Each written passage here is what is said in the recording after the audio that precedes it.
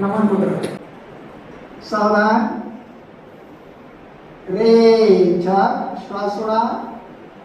पूरा श्वास वरती आले आणि रेचा करत कमरेतून बँड होत खाली आलेले आहे. खाली आल्याच्या नंतर हाताची कोणी आतमध्ये घेतलेली आहे. सीटचा भाग उचलायचा नाहीये. Normal breathing. आपलं लक्ष असेल आपल्या ओटीपोटावर. तिथं विजातीय वायूंचं शुद्धीकरण होत आहे. सावधान. हात पुढे घ्यायचा आणि पूरक श्वास भरत या.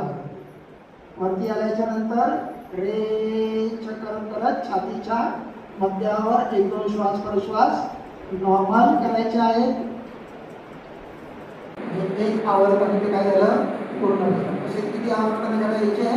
3 आवर्तन. अति उपयोगी आहे. स्थिरता येते. मनाची चंचलता कमी होते. श्वास मार्ग मोकळे होऊन श्वसन चांगल्या प्रकारे होते.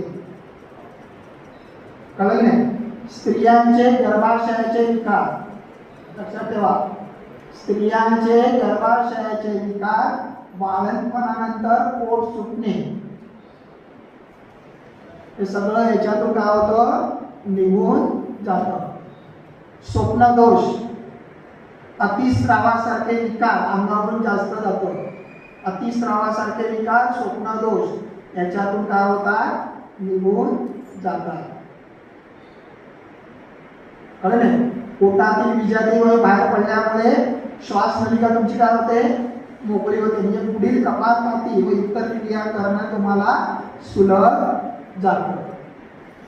एवढे या नमन मुद्रेचे आहे. तुमचं आसन स्थिर झालं. स्थिरता आली म्हणजे तुमचं ब्लड प्रेशर कमी झालं.